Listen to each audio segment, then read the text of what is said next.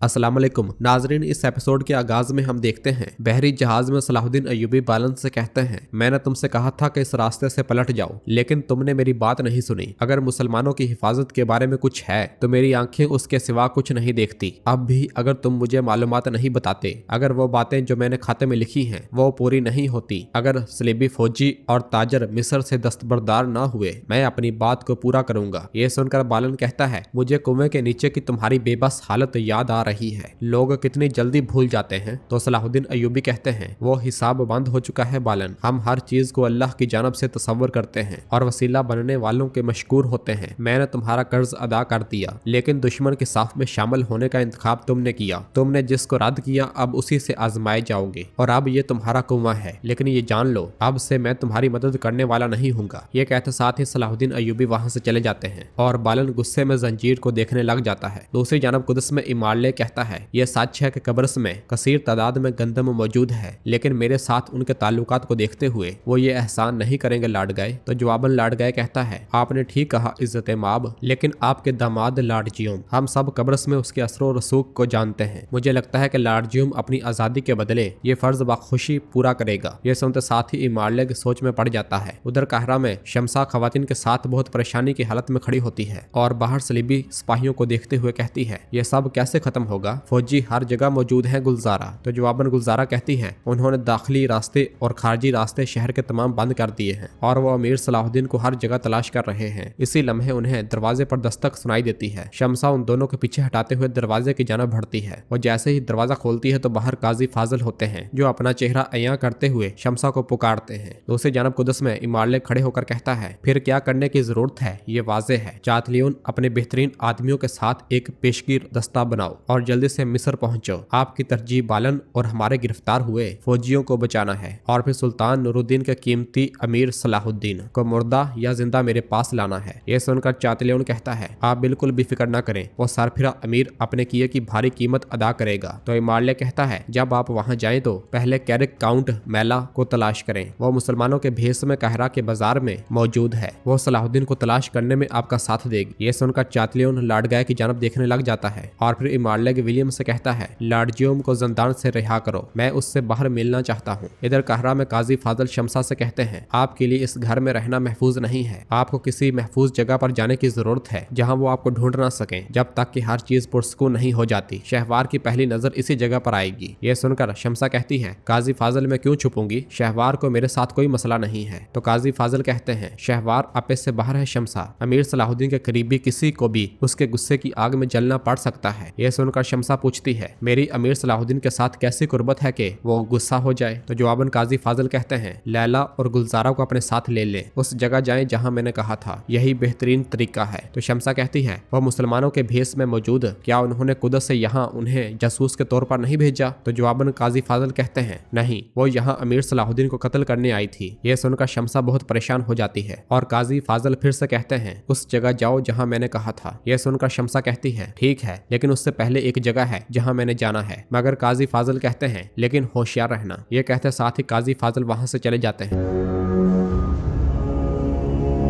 दूसरी जानब कुदस में लाडजियोम बाहर घूम रहा होता है। विलियम उसकी जानब बढ़ते हुए कहता है, आजादी के सरजमीन, लेकिन जमीन हम जहाँ भी हैं, आजादी के नजारे के साथ एक बहुत बड़ा जिंदान है। तो लाडजियोम उससे कहता है, तो आप मुझे ये कह रहे हैं कि मुझे ये नहीं सोचना चाहिए कि मैं जिंदान से रिहा हो गया हूँ, ऐसा ही है ना विलियम? तो जवाबन विलियम कहता है, खुशकिस्मती से इस जमीन पर हमारी कैद हमेशा के लिए नहीं रहेगी लाडजियोम। इसी लम्हे बादशाह इमारलेग वहां पर आता है और आगे बढ़ते हुए लाडजियोम से कहता है, मुझे उम्मीद है कि वो दिन जो आपने जिंदान में गुजारे आपके लिए एक अच्छा सबक रहे होंगे। तो जवाबन लाडजियोम कहता है, यकीनन इज्जत माब, मुझ पर भरोसा करने और मुझे एक नया फ्रीजा सौंपने पर आपका बहुत शुक्रिया। तो इमारलेग उससे कहता है, अपनी तैयारियां फौरन मुकम्मल करो। लाडगाय एक खसूसी फौजी दस्ते के साथ आपके साथ जाएगा और ये प्रिंस बाल्डोन भी, इसने आपके साथ जाने का बहुत इसरार किया है। ये सुनकर लाडगाय परेशान होते हुए कहता है, ये हमारे शहजादे के लिए शायद महफूज ना हो। मगर इमारलेग कहता है, ये बड़ा हो रहा है, मैं चाहता हूँ कि ये कब्र को देखे और उन मुलाकातों का मुशाहिदा करे जो आप वहाँ करेंगे। मुझे उम्मीद है कि आप इसकी हिफाजत करेंगे। लाड गए। दूसरी जानब अमीर शेरकू यारोकी और उनकी फौज मुसलसल मिस्र की जानब रवां दवा होती है। हद नगाह तक बड़ी तादाद में सिपाही उनके साथ होते हैं। दूसरी जानब आगे बढ़ते हुए एक कमांडर चातलियों से पूछता है, क्या आप कुछ आराम करना चाहेंगे? तो जवाबन चातलियों कहता है, नहीं, मैं जल्द अज जल्द काहिरा पहुंचना चाहता हूं। इसके बारे में सोचो कि मैं हर उस मुसलमान को कत्ल करना चाहूंगा जो मेरे सामने खड़ा होगा, और वो भी बादशाह की इजाजत के साथ। तो कमांडर कहता है, लगता है कि आप बहुत अरसे से इस लम्हे का इंतजार कर रहे थे जनाब। तो जवाबन चातलियों कहता है, बिल्कुल, भूख और थकावट इंतजार कर सकती है, लेकिन यह खूनकार अफरियत जो मेरे अंदर है, मुझे यकीन नहीं कि यह मजीद इंतजार कर पाए।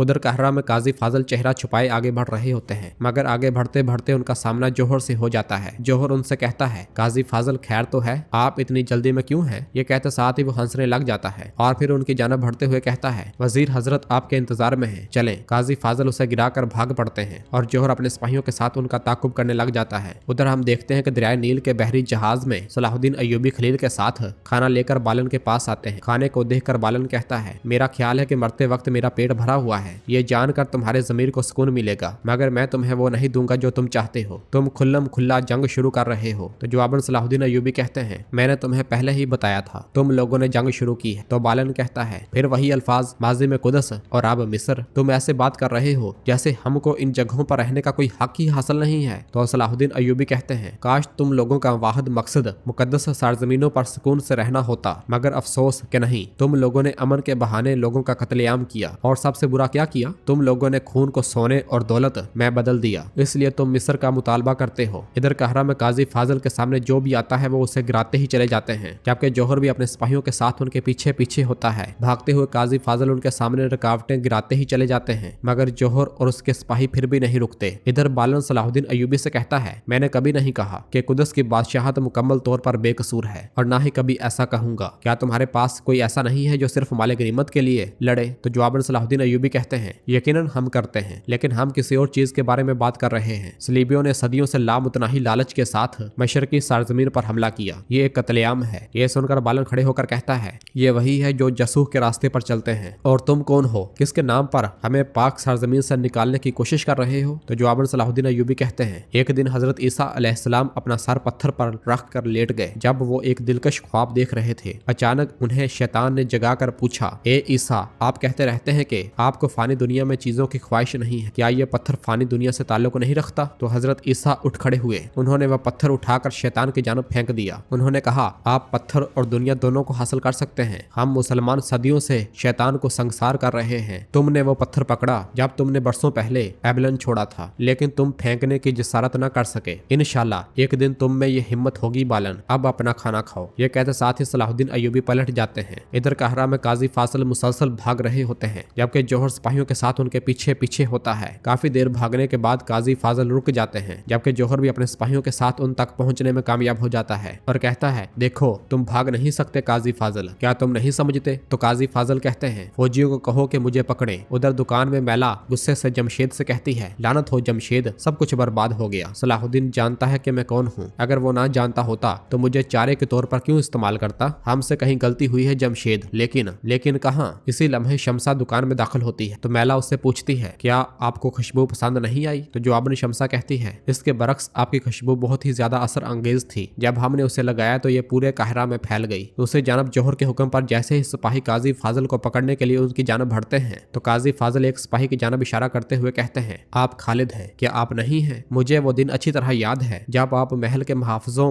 में शामिल हुए थे। आपके दाखिले के लिए दरकार कागजात मैंने खुद लिखे थे। और फिर दूसरे सिपाही की जानब इशारा करते हुए कहते हैं, तुम मिकाइल हो। तुम्हारे बीमार बाप ने मुझसे मिन्नत की कि मैं तुम्हें बाहर की दीवारों से महल की दीवारों में मुंतकिल कर दूं। तुम्हें याद है वजीर ने कहा था? नहीं, क्या मैं वो नहीं हूँ जिसने महल में मुकर्रर होने के लिए तुम्हारी मदद की थी? मिकाइल और आप लोग, क्या मुझे वाकई बताना होगा कि मैंने आपके लिए क्या क्या किया? मैंने मिस्र की हिफाजत अपने हाथों से तुम लोगों को सौंपी। अपने तख्त और अपने मक्कार की हिफाजत करने वाला एक ऐसा वजीर जो सलीबियों के साथ ताउन करता है और अपने मुसलमान भाइयों को बेचने पर कभी शर्मिंदा नहीं होता। क्या तुम अब भी उसका हुक्म मानोगे? काजी फाजल फाजल की ये बातें सुनकर वो सिपाही पीछे हट जाते हैं। ये देखकर जौहर कहता है, तुम इसकी बातें क्यों सुन रहे हो, गिरफ्तार करो इसे, ये गद्दार है। तो काजी फाजल कहते हैं, मैं गद्दार नहीं बल्कि काजी फाजल हूँ। मैं मुड़कर अब खलीफा हजरत के महल की जानब चलता रहूंगा। अगर तुम में जमीर और हिम्मत है, आओ और मुझे ले जाओ मिस्र के बेटो। ये कहते साथ ही काजी फाजल पलट जाते हैं और सिपाही अपनी तलवारें म्यान में डाल लेते हैं। ये सब देखकर जौहर निहायत गुस्से से कहता है, मैं तुमसे इसका हिसाब लूंगा सिपाहियों। मैं तुम सबको एक एक करके अंजाम तक पहुंचाऊंगा। काहिरा में शमसा खुशबुएं देखते हुए मैला से कहती है, मुझे वो खुशबू इतनी पसंद आई कि मैं यहाँ एक और बोतल खरीदने आई हूँ। यह सुनते साथ ही मैला खुशबू लेने के लिए आगे बढ़ती है, मगर उसे ख्याल आता है जब उसने वो खुशबू शमसा को देने के लिए हाथ आगे बढ़ाया था। इस ख्याल के बाद वो शमसा को खुशबू दे देती है और शमसा के दुकान से चले जाने के बाद वो जमशेद से कहती है, मैं तुमसे इसका हिसाब लूंगी लड़की। जब सलाहुद्दीन मरेगा, जब उसकी लाश की बदबू पूरे काहिरा में फैल जाएगी, उस दिन तुम और मैं दोबारा मिलेंगे शमसा। जमशेद, मैं इस लड़की के बारे में सब कुछ जानना चाहती हूँ। जहाँ वो रहती है, वो क्या खाती है, क्या पीती है, सब कुछ।